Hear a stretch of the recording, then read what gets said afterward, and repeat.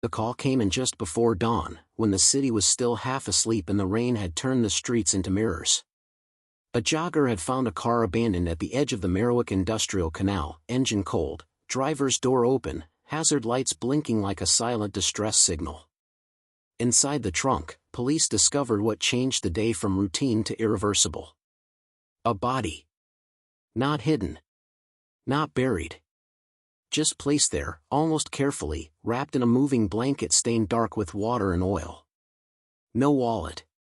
No phone. No immediate signs of struggle. Whoever had done this hadn't panicked. They had planned. Detective Elena Morales stood under the yellow spill of floodlights as crime scene techs worked around her. She had seen bodies before, too many, but something about this one felt wrong in a way she couldn't explain yet.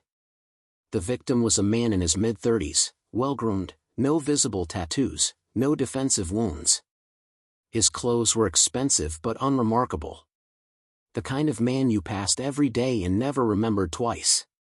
"Any ID?" she asked. A tech shook his head. "Nothing. Clean." Clean was never good.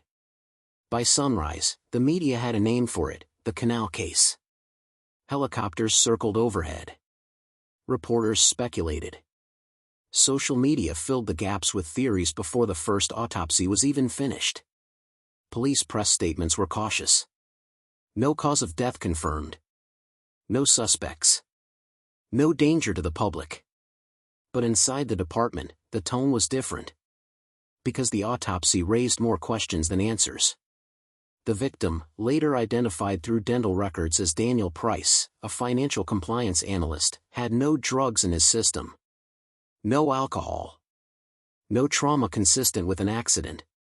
The medical examiner listed the cause of death as asphyxiation, but the method was unclear. No bruising on the neck. No ligature marks. It was as if the air had simply been taken from him. Daniel Price had lived alone in a quiet apartment complex 20 minutes from the canal. Neighbors described him as polite, forgettable, the guy who always held the door. His employer said he was reliable, cautious, and invisible in the way people in compliance often are. No criminal record. No known enemies. No dramatic personal life. Which begged the question, why him? Detective Morales and her partner, Aaron Blake, walked through Daniel's apartment that afternoon. Everything was in its place.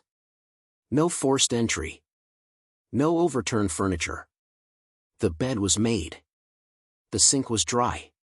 His laptop sat closed on the desk, untouched.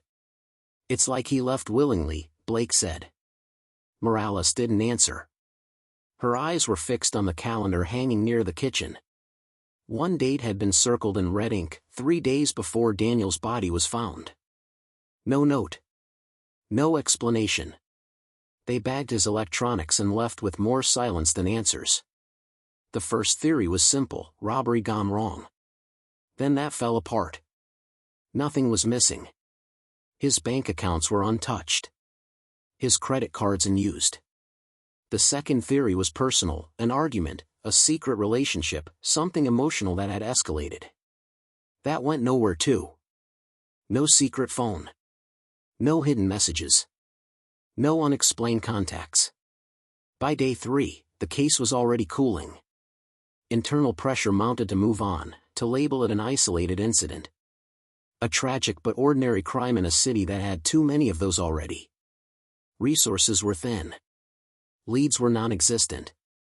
Daniel Price, it seemed, was just another name waiting to be filed away.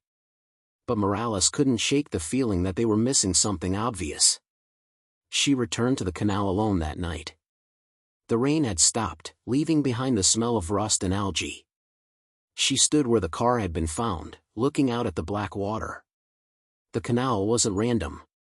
It wasn't convenient. It was deliberate, far from Daniel's home, far from his office, but close to something else. A logistics hub. Warehouses. Private security checkpoints. Places with cameras. She requested the footage. Hours later, in a windowless room at headquarters, Morales watched grainy black and white video scroll past on the screen. Trucks entering. Trucks leaving. Time-stamped monotony. Then, at 2:17 a.m., something changed. Daniel's car. It rolled into frame, slow and controlled, not erratic. Someone was driving it. But when the car stopped near the canal, only one door opened. One figure stepped out. The footage glitched as the person moved toward the trunk. Then the screen froze. When the video resumed, the car was empty. Hazard lights flashing. No sign of anyone leaving the frame. Blake leaned forward. Where did they go? That was the problem.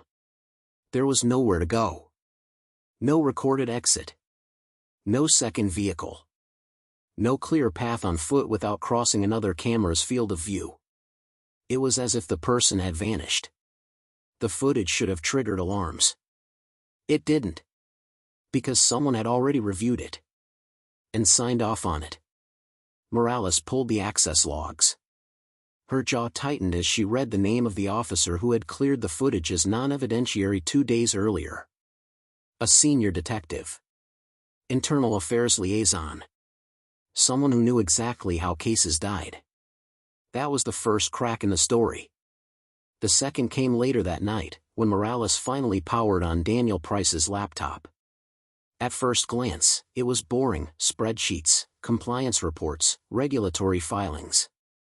But buried 3 folders deep was a single encrypted file. No title. No metadata. Just a string of numbers and letters. They broke the encryption just before midnight. Inside was a list of companies. Shell corporations. Foreign accounts. Transaction dates highlighted in yellow. And one detail that made Morales's breath catch. Every transaction ended 3 days before Daniel died. The same date circled on his calendar. Blake stared at the screen. This isn't random, he said quietly. No, Morales replied. This is why he was killed. The room went silent as the weight of it settled in. Daniel Price wasn't a victim of chance. He was a problem someone needed erased. And whoever that someone was had help from inside the system. But the most disturbing realization hadn't hit them yet. Because as Morales scrolled to the bottom of the file, she noticed something almost invisible. A note Daniel had typed to himself. Just one line. If anything happens to me, look at who signed off first. And when they cross-referenced that name with the footage logs, the truth finally came into focus. The crime everyone missed hadn't been the murder. It was the cover-up that started before the body was even found. And when Morales ordered the locked evidence room reopened to pull the original hard drives. By morning, the evidence room was sealed. Detective Elena Morales found out the hard way, by standing in front of a steel door she'd accessed 100 times before, only to see a red light flash where green should have been. Her badge no longer worked. That's a mistake, she said to the officer on duty. He didn't meet her eyes. Orders came down an hour ago. Restricted access. Internal review. Internal review. The 2 words were clean, professional, and almost always dishonest. Inside that room were the original hard drives from the canal cameras. Inside those drives was proof that someone had interfered with the investigation before it officially began. And now, just like that, the door was closed. Aaron Blake caught up to her in the hallway, coffee untouched in his hand. One look at her face told him everything. They're locking it down, he said quietly. They already have. They didn't argue. They didn't raise their voices. Years in the department had taught them that when the system wanted silence, noise only made things worse. Instead, they did what investigators always do when doors close: they found another way in. Morales returned to Daniel Price's financial file. At first glance, it looked like the kind of work no one ever noticed. Compliance audits. Regulatory flags. Transaction reviews. The boring backbone of global finance. But as she followed the money trail, a pattern began to emerge, one that didn't belong to any legitimate business. Shell companies layered on top of shell companies. Funds moving just under reporting thresholds. Accounts opened and closed in under 90 days. It wasn't sloppy. It was elegant. Designed not to disappear, but to blend in. And Daniel Price had seen it. He hadn't reported it through official channels. That alone told Morales he was afraid. Instead, he had built his own record, quietly, carefully, documenting transfers that linked a domestic logistics firm to offshore accounts in Eastern Europe and the Caribbean. The kind of structure used not just for tax evasion, but for laundering something much darker. Whatever Daniel had uncovered, it was big enough to get him killed.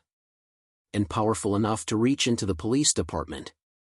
Blake tracked down Daniel's last known movements. 3 days before his death, the circled date, Daniel had left work early. Badge logs confirmed it. Security footage showed him exiting the building alone, checking his phone, then hesitating before getting into his car. He was meeting someone, Blake said. He knew it mattered. Cell tower pings placed Daniel near the logistics hub by the canal later that night. The same hub Morales had suspected from the beginning. Officially, it handled freight and inventory. Unofficially, it had contracts with private security firms and government subcontractors, layers of authority that made it almost untouchable. Morales requested a warrant. It was denied. No probable cause, they said. Not enough evidence, they said. But the refusal came too fast. Like the answer had been waiting. That afternoon, Internal Affairs called Morales in. The room was cold, overly bright, stripped of personality. 2 investigators sat across from her, files neatly stacked, expressions rehearsed. "You've accessed materials outside your assignment," one of them said. "I'm assigned to the case," Morales replied. "You were. This is now under joint review." They slid a document across the table. Temporary reassignment. Desk duty. Effective immediately. Morales didn't touch it. "This man was murdered," she said. "And someone inside this department interfered with evidence before his body was even identified." The other investigator leaned forward. "Careful, detective. Allegations like that require proof."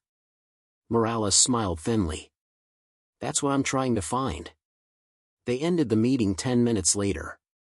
No raised voices. No threats. Just procedure doing what it did best, closing ranks. By the time Morales stepped outside, her phone buzzed. A message. Unknown number.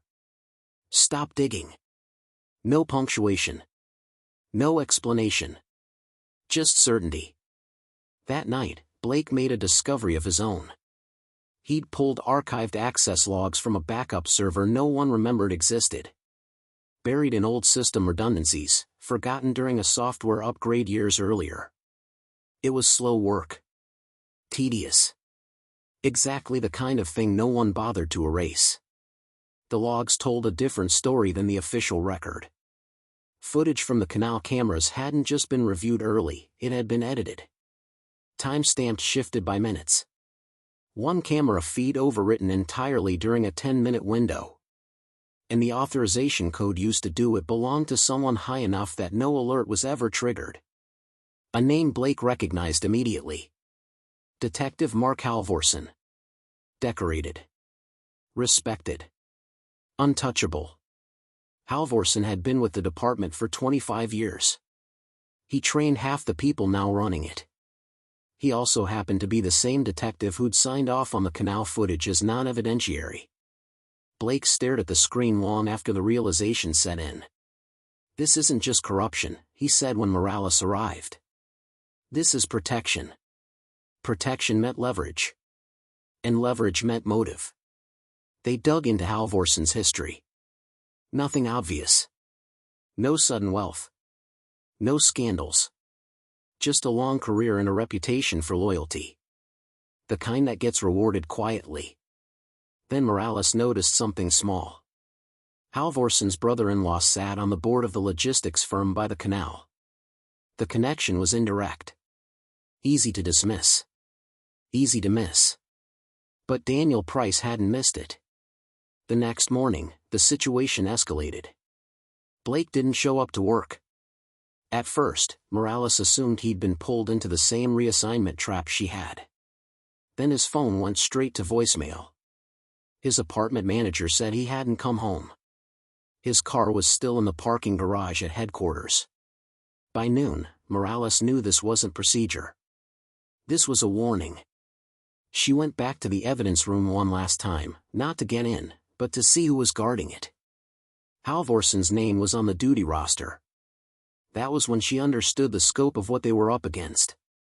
Daniel Price hadn't just uncovered financial crimes. He'd stumbled into a network that depended on silence, corporate, institutional, and personal. A system that didn't need to kill often, because most people backed away long before it came to that. Daniel hadn't backed away. And now Blake hadn't either. Morales returned to her car to find the windshield cracked, not shattered, just enough to be unmistakable. Tucked under the wiper was a folded piece of paper. No threats. No signatures. Just coordinates. They led to a stretch of abandoned rail yards outside the city. A place no patrols bothered with anymore. A place cameras didn't reach. Morales sat in the driver's seat for a long time, the engine off, the city humming around her. She knew what the message meant. They were done warning her. If she went to those coordinates, there would be no backup. No official record. No protection. But if she didn't, Blake would disappear the same way Daniel had, quietly, efficiently, erased before anyone knew where to look. As dusk settled and the city lights flickered on, Morales started the engine. Because the one thing the system had underestimated was this. Daniel Price hadn't been the only one keeping records. And if Morales was right, the next place she was going held proof that would either end the case or end her.